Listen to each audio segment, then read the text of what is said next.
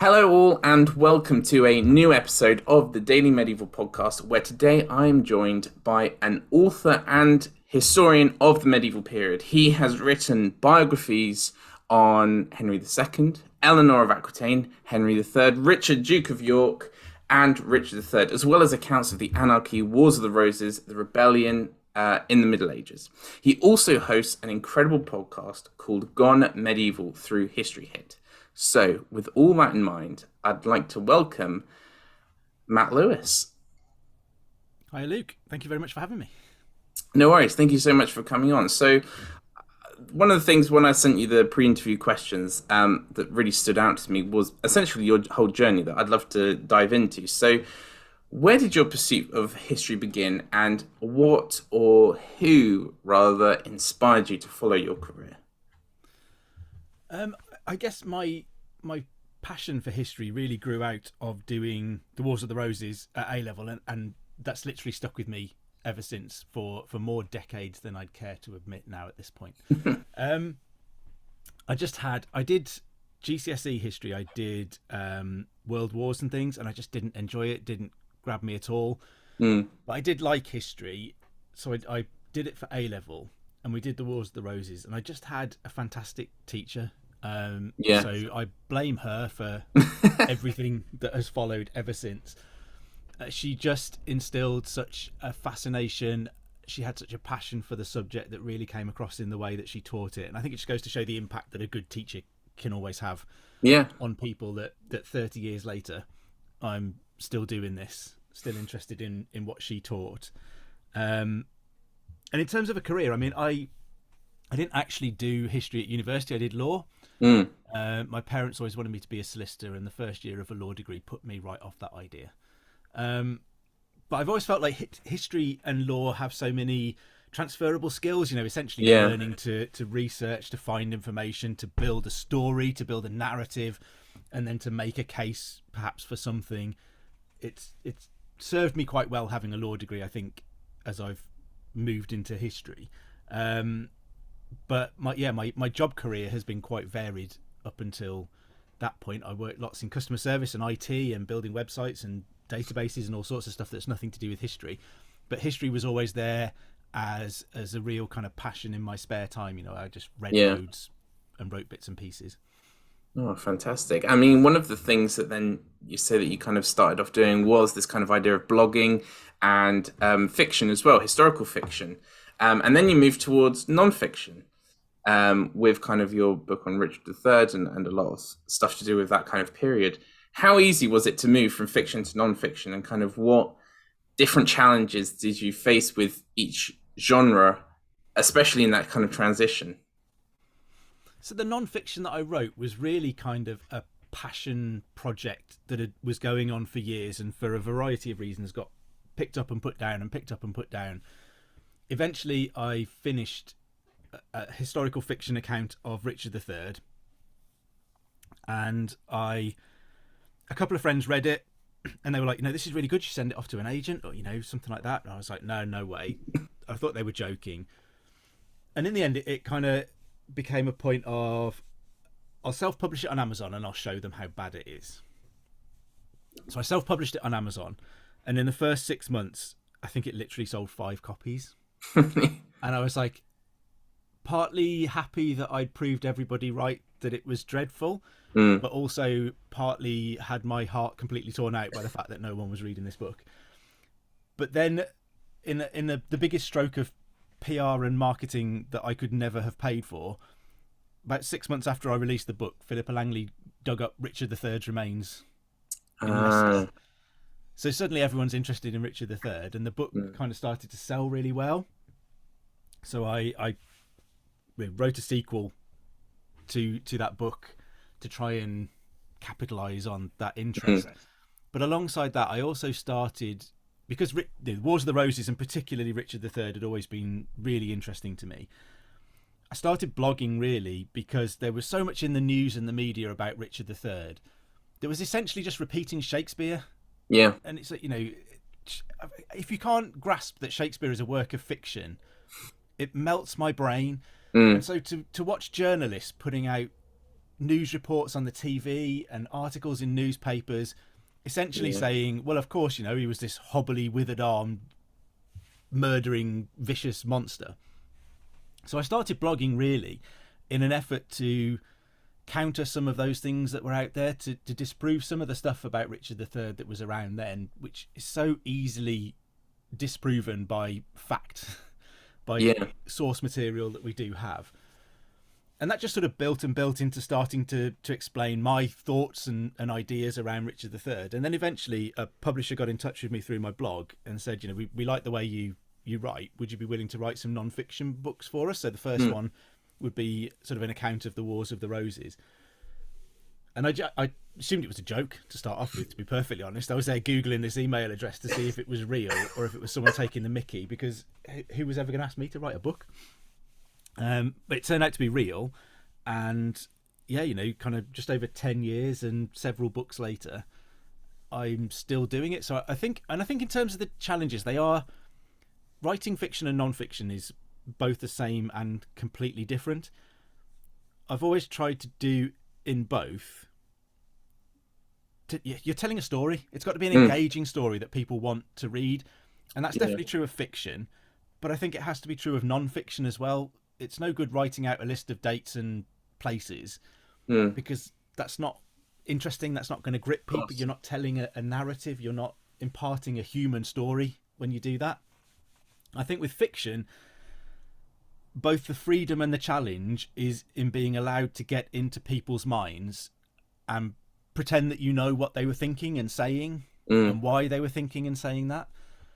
It's a fascinating way to explore historical figures, and you don't have anybody able to say, you can't prove that from the source material because this is my interpretation of what was going on in their minds. So there is an amount of freedom in that, but there is also a challenge in trying to get into the heads of another human being and try and make that thought process as realistic as you possibly can while you're doing it. And with historical non-fiction, you've sort of got the same but opposite challenge of, you now don't have to create these conversations and try and make things make sense from a point of view of being in the room with people while they're having discussions and thinking about things. But you now face the challenge of, you have to be able to back up everything you say with source material, with fact, and I think then you need to be really clear about when you're explaining what is written down as a fact, what is known, and when you're explaining your interpretation, because necessarily, particularly with medieval history, there are huge gaps in the source material. There are things that it doesn't tell us. And so at some point you have to take a leap and say, based on this 100-meter race, I've got information that will get me 80 meters of the way. I'm going to have to take a leap for the last 20 meters. But I think as long as you explain to your readers the point at which you start making those judgments, rather than relating facts and the basis on which you make them, then I think it's valid to make those. And also it means you're able to complete your story. Essentially, you're still doing the same job of a non-fiction book. You're trying to tell an entertaining story that people want to read. Yeah, it's interesting. I've spoken to a few kind of non-fiction, fiction writers, historical fiction writers, and I always ask this kind of question of as much as, like what you say, it's easy that you don't have people saying, kind of what about the sources, looking at the sources, but then how do you make sure that you're not kind of misleading people? Because like you say, I mean, Richard III is, especially with Shakespeare, is so caught up in this idea of fiction and kind of what is true and what's not real. So when you're writing kind of historical fiction, are you conscious of making sure to not mislead people as well? I always was. I think there is an argument for historical fiction writers having complete freedom from fact. You're free to mislead and to make things up if you want to, because it's fiction. But I think, I always say this period in particular, and so much of history, is so fascinating in the way, in exactly how it happened. I don't see the need to change facts. I don't see the need to make stuff up, because what really happened is so complex and fascinating that there is so much material there to pick apart. I don't think you ever need to be changing and bending those facts. And I think if you do it too much and too obviously, you lift your reader. If the reader knows anything about the period at all, you're in danger of yanking a reader out of the story, because now they're thinking, I can't connect with this because I know this isn't true anymore. Yeah, no, 100%. And it's interesting that this kind of, I guess, this contentious and controversial nature around Richard III is so prevalent many years ago when you kind of got into writing, and then even now, because obviously with the Tower of London's new signage, that there's an acknowledgement that there is, they say, no evidence that Richard had the princes murdered. Now, this has been seemingly a very controversial move that even the likes of Dan Jones has kind of scorned, and many other historians. So could you kind of say a bit about what kind of the murder is of the alleged murder of the nephews, and also then what you think about the signage and why this is such a contentious and controversial event surrounding Richard? I think the murder of the princes in the Tower is one of those things that is a point in history that everybody seems to be aware of. Whether you're particularly interested in medieval history or Tudor history or not, everyone knows about it. It kind of is always the elephant in the room when you talk about Richard III, but didn't he murder his nephews? So we know that he becomes king in 1483 off the back of what is in legal terms the declaring that his nieces and nephews, the children of his brother Edward IV, were illegitimate because Edward had married bigamously. So you get lots of thought then around whether that story is genuine or not. There is no evidence to make a conclusive decision either side of that. And yet traditional history has always said it was made up by Richard. And it's that willingness of traditional history to make those leaps in the absence of evidence that I find frustrating, and that plays into this idea of what historic royal palaces have done with this signage. So the princes in the Tower effectively disappear from the records that survive to us in the late summer, early autumn of 1483. So traditional history will say that Richard probably had them killed maybe late September, early October 1483, somewhere around that, because he was scared that they were going to come and threaten his throne at some point. And that's an entirely reasonable interpretation of what went on. I'd argue it's not a reasonable interpretation of Richard, who is a 30-year-old man by the time he takes the throne, and we know an awful lot about him, and nowhere in there is there a vicious child murderer, to my mind. So I wrote a book called The Survival of the Princes in the Tower, because the more I read about Richard III and the princes, the more it seemed every book said, obviously Richard killed them. And then you get kind of a sentence that would say, some people think it could have been Buckingham, or some people suggest one of them may have escaped and got over to the continent. But they would always come back to, but obviously Richard did it, really. Yeah. And again, I always felt like traditional history is making a big leap there. There just isn't the evidence to say that definitely happened. So there you're in the realms of a historian's interpretation of the very thin evidence that does survive. And I wrote the book really because I was quite intrigued by all of these theories that get a side mention that they might not have been murdered in 1483, but there was nowhere I could find that they were all sort of collected together and explained and explored.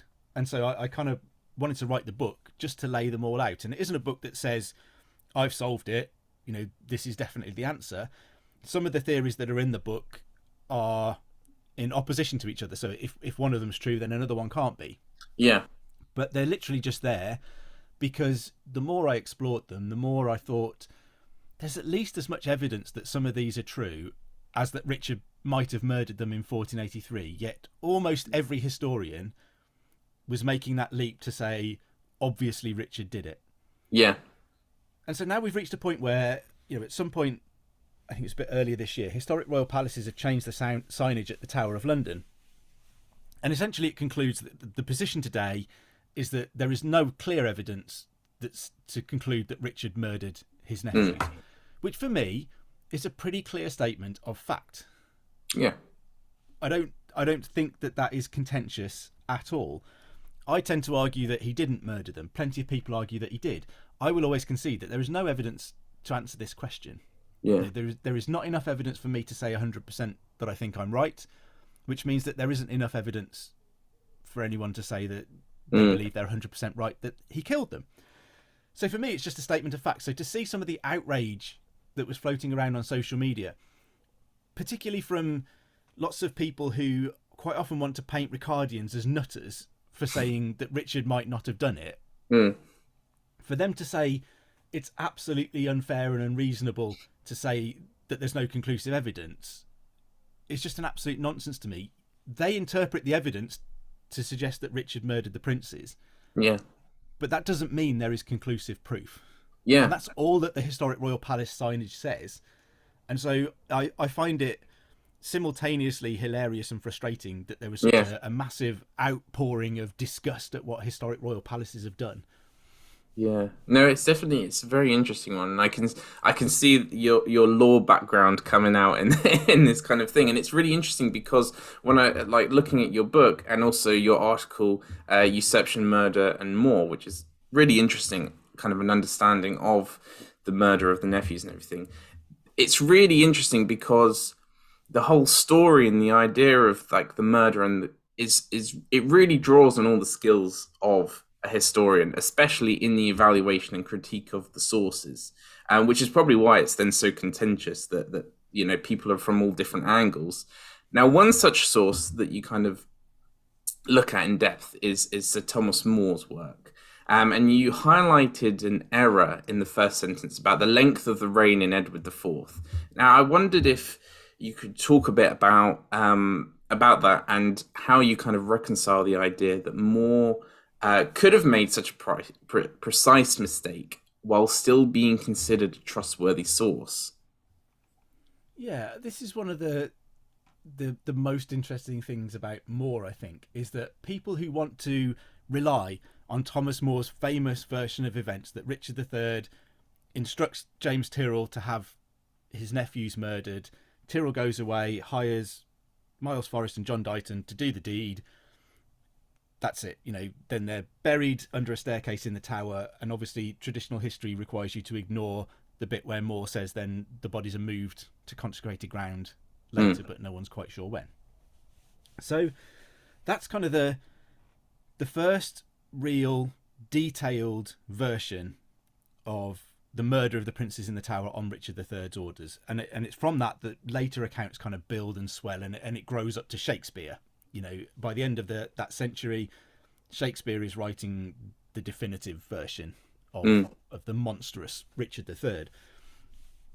But Thomas More, there's so much that's interesting about him. He's a great character from history, but he wasn't writing non-fiction history in the way that it's written today, because that discipline simply didn't exist. It wasn't a thing that anybody wrote. There's a historian called Joseph Levine who wrote about particularly Geoffrey of Monmouth, so a slightly earlier writer, 12th century chronicler. But he talked about that kind of body of medieval history and said that these people didn't write history. They wrote what was effectively allegory.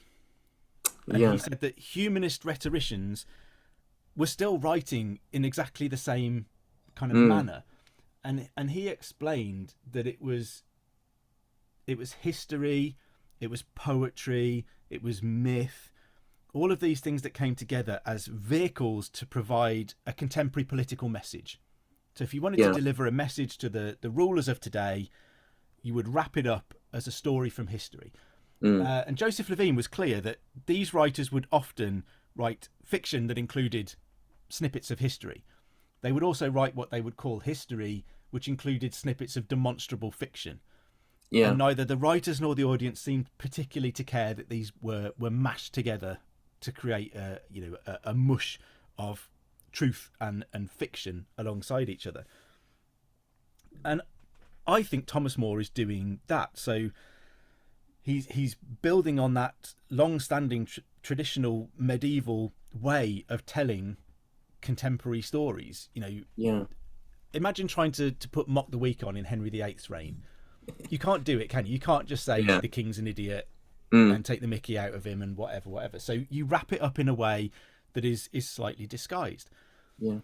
And I think Thomas More does this with his Richard III. It's essentially, if you boil it down, it's an examination of tyranny and the dangers of tyranny and how tyrants will fall. And I think More signposts his fiction and also the real meaning in his very first sentence, which is an explanation that Edward the Fourth dies. I can't remember the exact numbers off the top of my head, but he gives Edward's age as kind of 51 years, some months, and a number of days when he dies. And Edward is in fact like 40. He died just before his 41st birthday. So More is 10 years out. And it strikes me, some people have said, well, maybe people weren't clear about how old Edward was, but 10 years is a long way to be out from someone's date of birth. And then to give the length of their life, not just in years, but in months and days too, is weirdly specific if you don't know for sure when they were born. Yeah. You could have said he was about 40. You could have said he was about 45. But to be that specific is tricky. And the date, the age that More gives is within a few months, really, of the age at death of Henry VII. So I think then he could be signposting here, this isn't history as fact. And if you look at his other writings, Utopia is a great example. It's full of things that are held up as the ideal society, which are things that we know More disagreed with. Priests being allowed to marry and no property being held privately and all of those kinds of things. And I think it's a discussion about tyranny that is concerned about the early years of Henry VIII. And essentially you can draw the parallel. So you get the king who dies. Here it's Edward IV, probably meant to represent Henry VII in terms of the age. What followed was the promise of a new young king who was going to be exciting and vital, especially after Henry VII's later years when he turned into a bit of a grumpy old miser. That was Edward V, and that was the promise of the 17-year-old Henry VIII, who was going to be this great, athletic, exciting young king. But what you actually get is the promise of that young king being murdered. Yeah. So in 1483, that's Richard III murdering Edward V. But I think what More is writing about is the reality of Henry VIII's early years strangling the promise that they'd all believed was coming, because Henry VIII takes the throne and starts executing people left, right and centre because it makes him quite popular. I mean, there's borderline sociopathic behaviour there. People will like me if I kill these people, so I'll just kill them so people will like me. And I think what More is saying is you can't behave this way, because if Richard III is his tyrant, he only lasts a couple of years and then he gets what's kind of pitched as his comeuppance at Bosworth. And I think what More is warning Henry VIII about is if you keep this up, you're going to fall. Yeah. Tyranny does not endure. And we know, there are lots of other interesting, odd, incorrect things in Thomas More. He has Richard III almost comically sitting on the toilet wondering about how he's going to get his nephews murdered. When someone says there's a guy outside called James Tyrrell, you should meet him and see if he can help you out. But James Tyrrell had been in Richard's service for a dozen years by this point. He was perfectly well known to Richard. He's not a stranger. Yeah. And then when More talks about Tyrrell making his confession, he says Miles Forrest is already dead. John Dighton was also questioned and confessed to murdering the princes in the Tower. And then he says, as I write this, John Dighton is wandering around London, a free man. He'll probably end up getting hanged before he dies because he's a bit of a scoundrel. But essentially he's saying this guy admitted to murdering two little boys, two princes, one of whom was a proclaimed king, both of whom were the uncles to Henry VIII. And then he was allowed to just walk out the room and go about his life.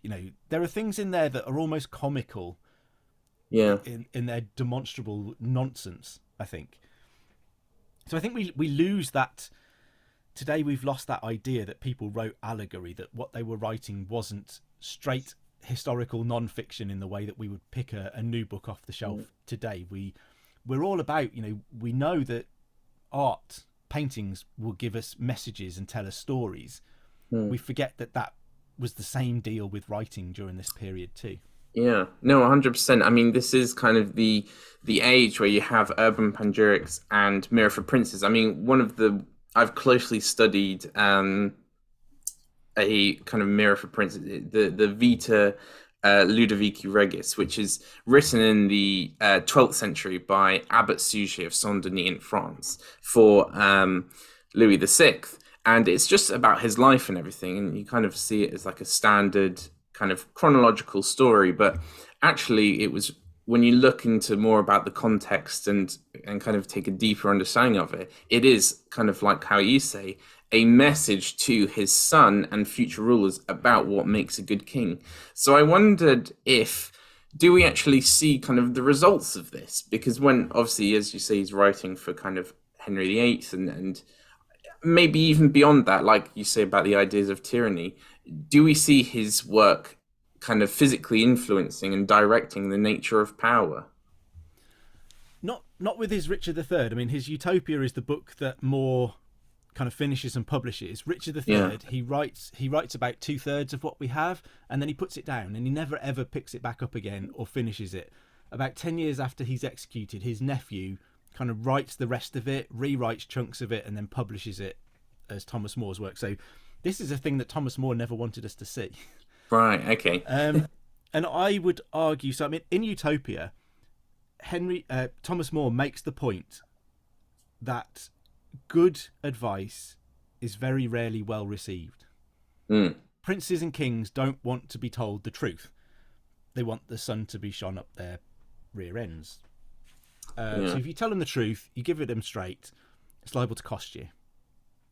And Thomas More knows this to some extent. So the first arrival we have on the political stage for Thomas More is as an MP when he is instrumental in blocking some taxation for Henry VII.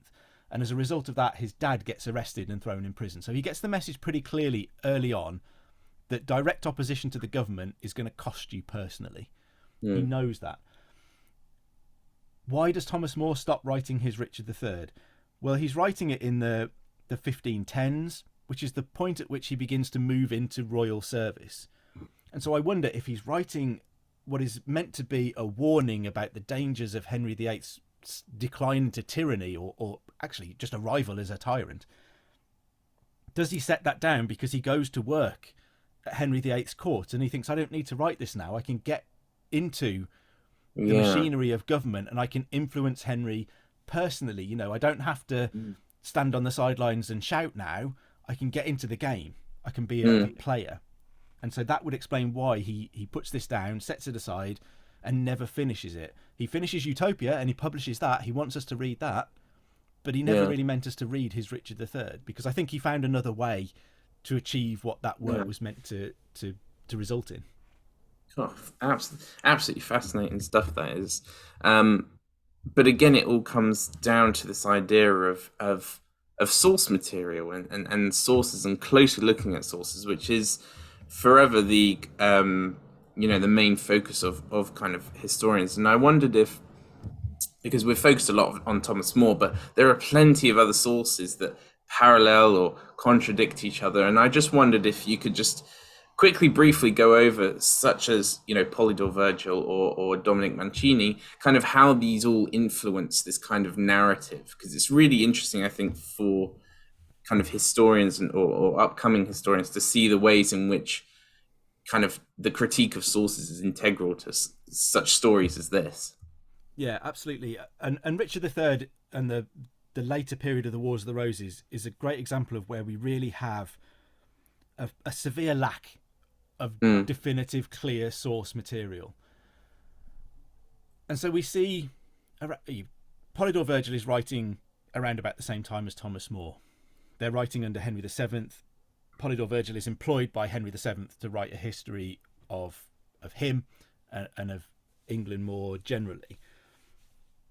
And the one thing that's always stuck with me with sources and this is literally from school, this is from my great teacher at A-level. When you read a piece of source material, you need to think very critically. Before you think about what it says, you need to think about who is writing this. when are they writing it, and why are they writing it. And the why is really important. What do they want you to understand? Because they might not be relating impartial fact. They probably have an agenda. The fact that they've chosen to pick up a pen and write this down tells you that something has motivated them.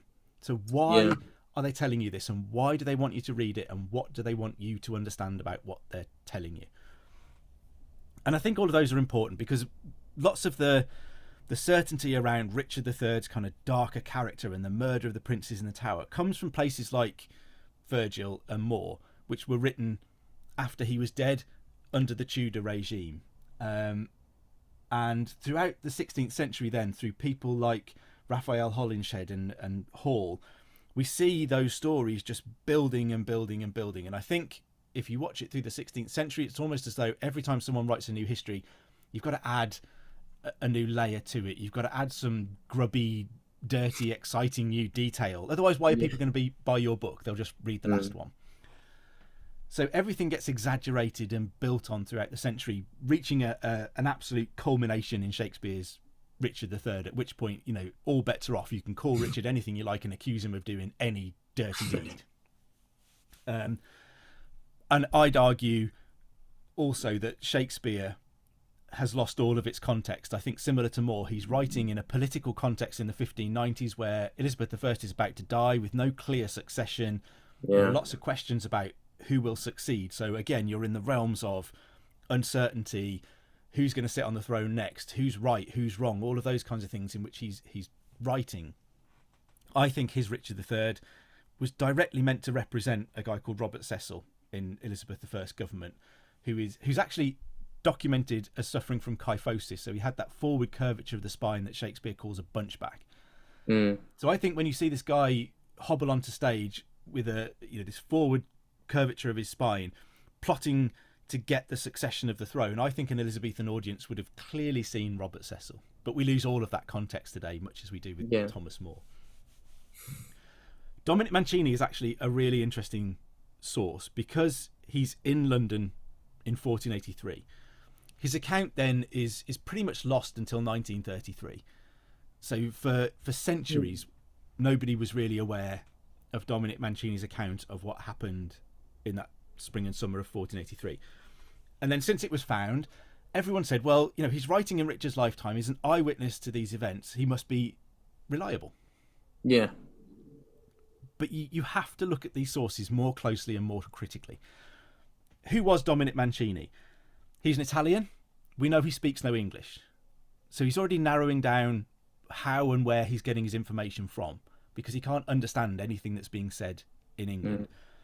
We know that one of the only source he names is a guy called John Argentine, who was Edward V's physician, who joined Henry Tudor's kind of court in exile, and who spoke Italian. So the other sources are probably Italian merchants around London. How well informed they were, we don't necessarily know. Mancini was also, he dedicates his work to a guy called Angelo Cato, who's an archbishop. But Angelo Cato is also a counsellor and physician to Louis XI of France. Okay. So this guy is far from an impartial advisor. He is writing for someone at the French court. The most interesting part of Mancini that I think you could read is his own introduction to his work, in which he explains that Angelo Cato has forced him to write this. And he literally says, I didn't want to write this down, but you have twisted my arm at my back, gone on and on and on at me to write this down. Why does Angelo Cato want it? Because it makes a great story about how awful the English are. When Mancini writes it, France is in the midst of its own minority crisis. So Louis XI dies, leaves behind him Charles VIII, who is 13 years old. They have a minority crisis that reflects what would have happened in England, or could have happened in England under Edward V. France slips into a period of civil war known as the Mad War from 1485 to 1488, which is a fight over the regency. So all of the warnings that they're trying to make about how much they don't want to be like England and all of the problems of deposing child kings kind of doesn't really work for them, because they still slip into civil war. But Mancini also states clearly, absolutely clearly in his own introduction, that he can't vouch for any of the facts that he lays out in his account. He describes his work as being like the skeleton of a man from which you can hang the clothes and get the sense of what a man might look like. Yeah. He literally says, I don't know any of the people involved in this. He never met Richard III. He never met Hastings or Buckingham or anybody. I don't know any of the people. I don't know any of the facts. I don't know any of the political background to any of this. But here's my version of events. Now, if that doesn't ring alarm bells, Yeah. it doesn't make him completely useless, because he was in London at the time, so he has a sense of what people are saying around the place, maybe. But if the fact that he says, I didn't want to write this, and I can't vouch for anything that I'm about to write, doesn't ring alarm bells for historians, Yeah. I don't know what would. He literally says, don't believe what I'm going to say. And yet people want to utterly rely on Mancini as a source. Yeah. It's fascinating stuff. I mean, I encountered a very similar thing when I was writing my book about Francis of Assisi, when he meets the Sultan during the Crusade, because so much is written about him and kind of before and after, but during this, couple of hours, or I think it's 2 days, where he disappears with the Sultan, nothing is known. And so there are all these different snippets of, a letter from 2 weeks after it happened that references about some guy who went to see the Sultan. Then, a kind of more of a biography and a hagiography and all these other things that all twist and contort and kind of make up a lot of stuff as well. But they all have various agendas, whether it's, there's one story of that Francis says to the Sultan to get one of his priests to walk through fire with him to prove that Christianity is the superior religion. But the reason that story comes is not because that actually happened. I mean, it could well have, but it's because it played into this anti kind of Islamic agenda of the Crusades. And so it's very interesting to see that well, time and time again, historians have to look at the context behind the sources, because that tells you, in a way, almost more about the event than the actual text itself.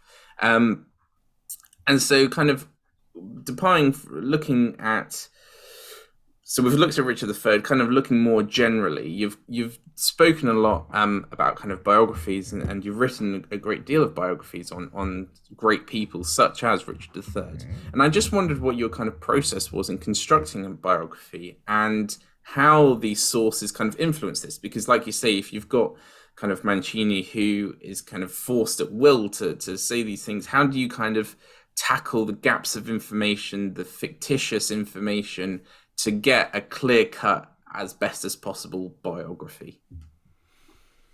I think it's always about getting as much source material as you can together. And a lot of that, you need to work out what are you looking at. So there is the dry documentation of the workings of government. So-and-so was granted X amount of money for doing this. That tells you some stuff. It tells you where people were, who was being rewarded for something.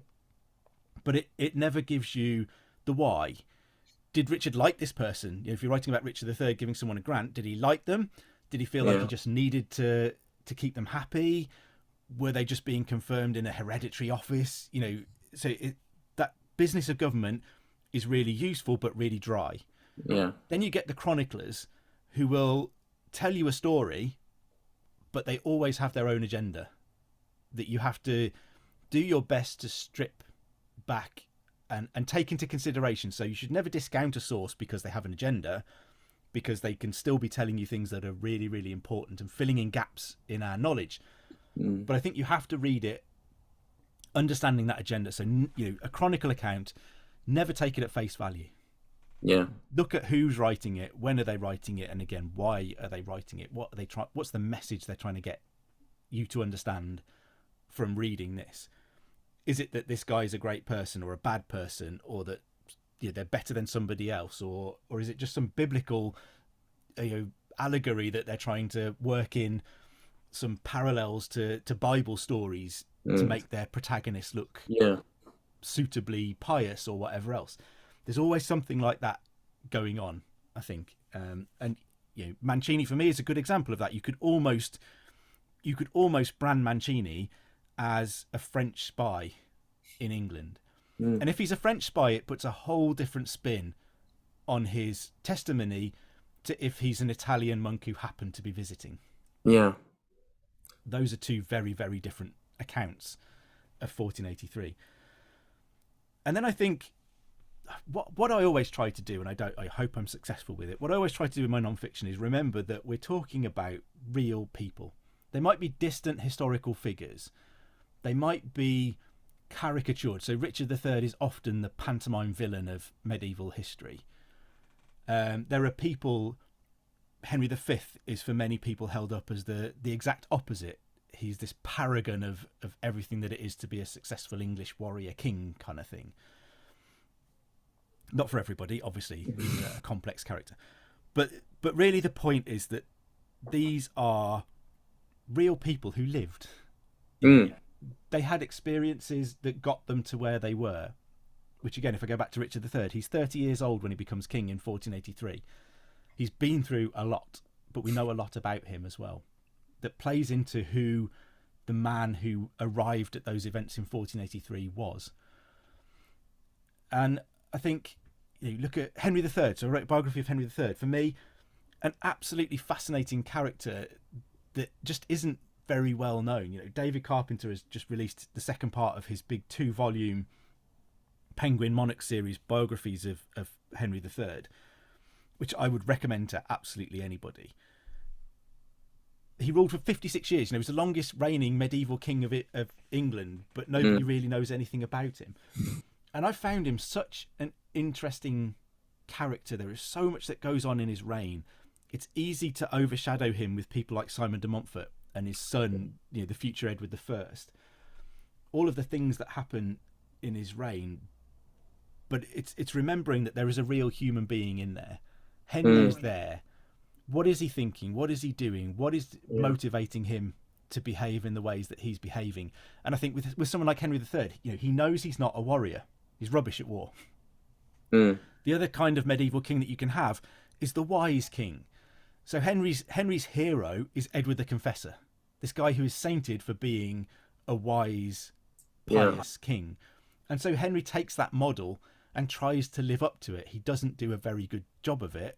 I think he'd be annoyed that Louis IX in France gets sainted sort of not long after his death, and Henry III never achieves that. But I think it's building this.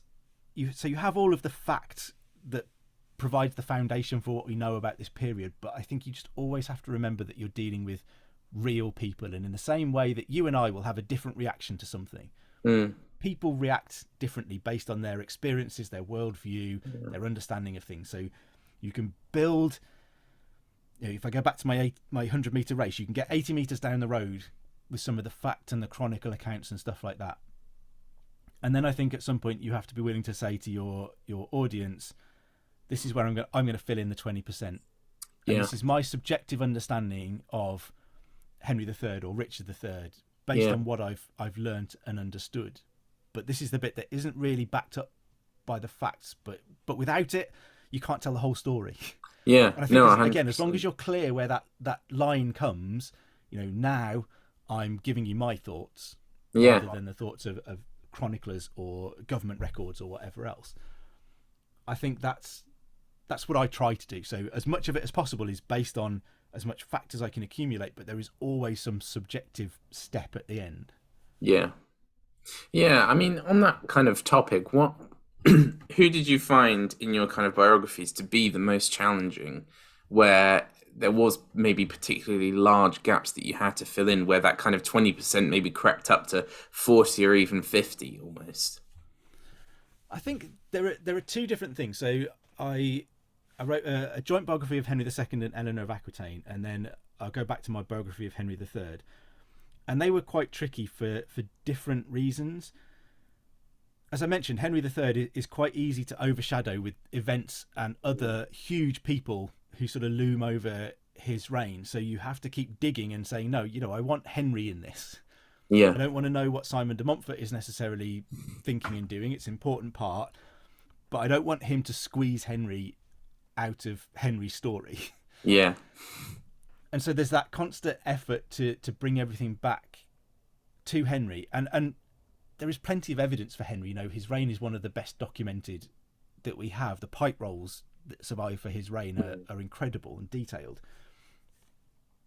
The other problem really was in writing a biography of Henry II and Eleanor of Aquitaine is the baggage, if you like, that comes with any kind of history of Eleanor. She's tricky in several ways. For a chunk of Henry II's reign, she disappears when she's kind of effectively off the political stage. History's often viewed her then as Henry's prisoner. I'm not entirely sure that was the case, but that's, you know, a long discussion based on my subjective 20 meters at the end of it. But nevertheless, she comes with this idea that she'd been Queen of France before she was Queen of England. Yeah. And then she goes on to be Richard I and King John's mother and a significant powerhouse in their reign. But she comes with all of the misogynistic baggage that monkish chroniclers can possibly heap upon her. Everything that goes wrong in Louis VII's reign in France, and then almost everything that goes wrong in Henry II's reign in England, is Eleanor's fault because she's a woman. Yeah. And it's how do you strip away all of that? You know, she had an affair with Henry II's dad. She had an affair with her own uncle in the Holy Land. She's slept with half of Europe. She's at the root cause of Henry's sons rebelling against him. Yeah. All of this stuff that I think I would be certain that virtually all of that is a lie. The affairs are definitely lies. I don't think she was at the root of Henry's sons rebelling against him either. But chroniclers are writing it because they need an explanation for why things go wrong. Yeah. And by the time we get to the 12th century, chronicles are written by monks, almost exclusively, who sit in their cloisters thinking about how terrible the world is, and particularly women. They're the cause of all the world's problems. They're still Eve. Yeah. You know, Henry II is desperately trying to be Adam, and here's Eleanor being his Eve. She's corrupting him. She's breaking his rule. And it's almost like nothing can be a man's fault as long as there's a woman there that you can blame instead. And I think you have to strip all of that away from Eleanor's story before you go into it. You know, she is not this caricature of a woman. She is an incredibly effective, powerful, driven woman who achieves incredible things for the age that she lived in. And so I think, you know, there are two different challenges there. Henry III comes with almost no baggage because no one knows anything about him, and you have to kind of dig him out from underneath the stories of other people. Eleanor, you almost have to dig out from her own story. Yeah. She has built up and festered around her for centuries, but needs stripping away and thinking about how much of that is anywhere near the truth. Yeah, no, absolutely fantastic. Well, I guess so we've gone from essay to book, and so now I would, with the time that we have left, go from kind of book to podcast, because of course, amongst many things, you have what is a quite bustling and very popular podcast. So kind of how did that come about, really, and how did you become involved with History Hit? It was a series of accidents, really. I still don't entirely know how it happened. The first contact I had was a live stream that Dan Snow did during lockdown, which was about the Wars of the Roses, which, I mean, you know, if anyone's still listening at this point, you'll know I can talk for a long time about stuff that I'm interested in. And we were supposed to be talking about the first Battle of St. Albans, but it ended up in a significant conversation about a lot of the early period of the Wars of the Roses. And that seemed to go quite well. I got invited back to do another live stream with Dan about the Princes in the Tower. And I thought, you know, that was, for me, that was fantastic. These were great experiences. I got to talk to Dan Snow about some cool stuff that I'm interested in. Wasn't that great? And then a few weeks after that, guy named Joe at History Hit got in touch with me and said, would you like to make a film about the Princes in the Tower stuff that you talked about? You know, it's a story that doesn't get told very often. And I was like, what? Are you joking? I was back to checking if this was real. And this was still during lockdown. So History Hit hired the Tower of London for a day. And there was literally us and a few beefeaters around. it was such a surreal experience. I mean, you never get to go to the tower when it's not bustling and busy. Yeah. But it's such a different place when it's quiet. And we did a film about my nonsense about the princes in the tower not being killed. And we did a film as well about people who'd escaped from the Tower of London. So it was a busy day, absolutely incredible experience, wonderful. Again, I came home and I thought, well, that was amazing. I've hit the pinnacle. Yeah. Happy with that. And just after that, History Hit got in touch again. Steve, who's the head of podcasts, said, we want to start a medieval history podcast. Would you like to be one of the hosts of it? And I was like, yeah, yes. Amazing.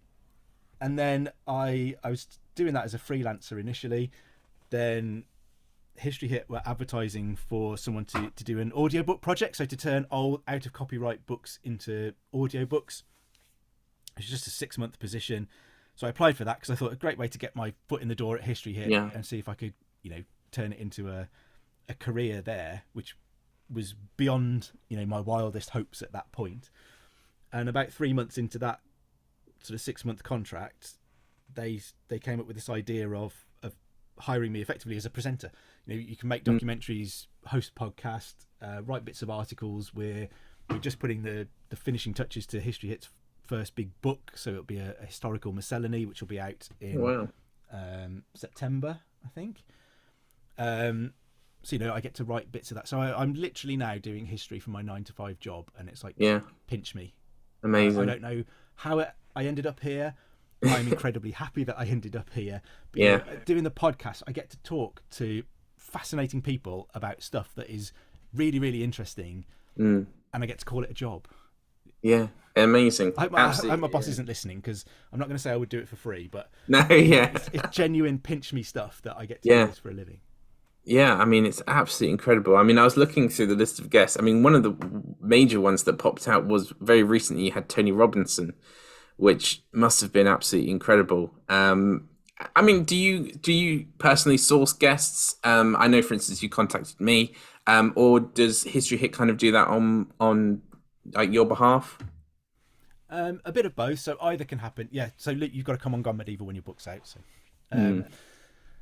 it's a little bit of both. So I tend to keep an eye out and an ear out for new books that are coming, because people are always keen to promote their books, particularly if they've got a new angle or a new story or a bit of new information to tell. We try and do some podcasts that are breaking news. So when there's new discoveries, when things are found in the archives or archaeological things of interest are found, we'll try and get a quick episode in to tell that story. And then there'll be big topics that we know we need to cover, and maybe there's not a new book on it, but can we find a really, really good guest to come and tell us the story of this that we would like an audience to hear. And I think History Hit now is reaching the point where we can aim to get really, really big guests to come on. Tony Robinson came about because he asked me to do his podcast, and I kind of, well, if I'm doing your podcast, can you do my podcast? And he actually said yes, which was amazing. It was great fun to do that. But yeah, it's a combination of stuff. We try and cover big issues. We try and cover the more day-to-day stuff. We try and cover some new discoveries where we can. We try to get episodes in as often as possible that aren't European, or at least definitely not Western European. There's an easy trap to fall into of being very Anglo-centric, or just focusing on England and France maybe, and not realizing that the rest of the world still existed at this point. Of course, no, it's absolutely. I mean, the thing that I think that History Hit has shown is kind of this sign of this widespread move to kind of online media, and especially with podcasting, and this kind of non-traditional, in a way, media. How have you found the last few years? I mean, you've done over 200 episodes. How has the podcast developed, and how have you found this kind of development of kind of online media and podcasting in kind of popularity? Yeah, I think History Hit is a company that probably couldn't have existed even as early as 10 years ago. History Hit probably couldn't have existed. But the explosion in interest in podcasts has driven a lot of interest in it. The SVOD channel, so SVOD is a subscription video on demand. So you pay a monthly fee to get access to all of History Hits documentaries. So there's hundreds and hundreds of original documentaries and lots of licenses that you won't find anywhere else of other documentaries as well. It's my sales pitch. But people are, the advent of things like Netflix and Disney Plus mean people are in the mindset of paying a few quid, pricing a couple of cups of coffee a month to have all of this entertainment at their fingertips. And I think History Hit has really leaned in hard to that and been a trailblazer in the kind of the factual, quite niche element. So you've got your Netflixes and your Disney Plus are all about big blockbuster entertainment and TV series and all of that kind of stuff. Yeah. There aren't that many people who are doing the equivalent of History Hit, I think. So we're quite niche for history, but where you just take a single subject, like a school subject, and you make an entire podcast network and a suite of documentaries and stuff out of that are of such good quality that people are willing to pay to subscribe and watch and listen to that stuff. So I think the challenge at the moment, is that for the podcasts in particular, it's becoming such a massively crowded market now. Everyone's got a podcast. Yeah. So how do you stand out? How do you differentiate yourself? And I think what we've managed to do at History Hit is to build up such a good reputation that top historians are willing to talk to History Hit. We can get scoops, we can get the stories. When Thomas Cromwell's Book of Hours was found, the one that's in his Holbein portrait, History Hit was in a position to be able to say, we'll get a film crew down there and we'll film some details. And Susanna Lipscomb presented an exclusive documentary for us on that book and its discovery. And so I think that agility that History Hit has and the reputation that it has means we're really well positioned to be getting in and snapping up some of those kind of scoops, if you like, in the history world. And so the challenge is to build on that. The challenge is to keep trying to distinguish ourselves in the podcast space as it gets more and more crowded, which I think we do with having great hosts and great guests and great episodes across the network. And I think it's just a case of keep refining and doing what we do well. It's definitely working, because the work that you guys do is absolutely incredible, and it is, like, say, the speed at which you're able to do it, like with the Book of Hours, is also just absolutely amazing. And it's an interesting concept, because it's something that even I've thought about this idea of what kind of can separate you, which is why I found these kind of interviews to be that kind of niche, because as opposed to kind of just doing a video on some history topic or kind of that so many people kind of churn out on YouTube or whatever, being able to look at someone's journey like yourself, kind of understand them, their research, and how they've kind of grown throughout their life, I think is really, really interesting. And I've had various authors, historians, archaeologists, and it's really interesting to see their paths through life, because pretty much all of them actually have gone through a very non-traditional, like yourself, coming from law into history. I had a best-selling author who did business, but was a history author and stuff like that. And so it's really interesting to kind of find that niche and kind of develop that as well. And it's really great stuff. And so I guess the final question is, what's next? What are there any upcoming projects, books, guests? What's on the horizon? In terms of the podcast, we have just secured our new co-host. So Kat Jarman was the original co-host. She left us a couple of months ago.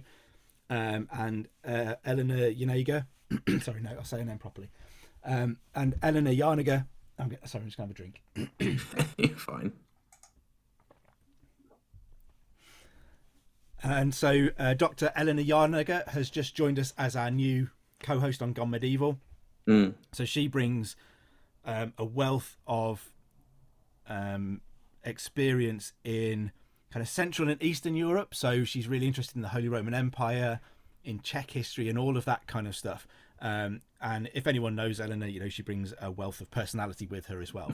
She's fantastic, and I'm really looking forward to how her episodes will go down with the audience. And it gives me something to keep up with as well. I've got to keep up with Eleanor Yarnigan now.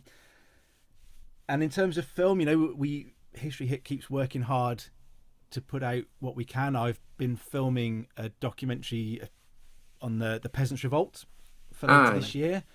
It seemed quite fitting to do something that's set kind of in a post-pandemic world where there's a cost of living crisis and wage suppression and trade disputes, and there's war in Europe and lots of uncertainty around government and all that sort of stuff. It kind of felt really relevant, and it was interesting. But again, we've tried to find a different angle. So we've been working with a project called the 1381 Project, who have been exploring all of the individual stories of the Peasants' Revolt. So the peasants themselves, who they were and why they ended up there, and their journey through the revolt and its aftermath, which will hopefully make it an interesting variation on the normal story of the Peasants' Revolt. And I think we just keep trying to get better. We keep pushing. We keep trying to find the great stories that people want to hear, and we get those on the podcast, and we get them on the TV channel as much as we possibly can. Oh, fantastic. Well, if you're ever in need of anyone to do with Saints, then let me know. And no, but thank you so much for coming on, and it's been an absolute pleasure and honour to have you and to hear about all the stuff with Richard III and everything. I think it's an absolutely brilliant episode that we've done here. So thank you so much for coming on. Well, thank you very much for inviting me, Luke. It was great to talk to you. No worries. And there we go. That is that.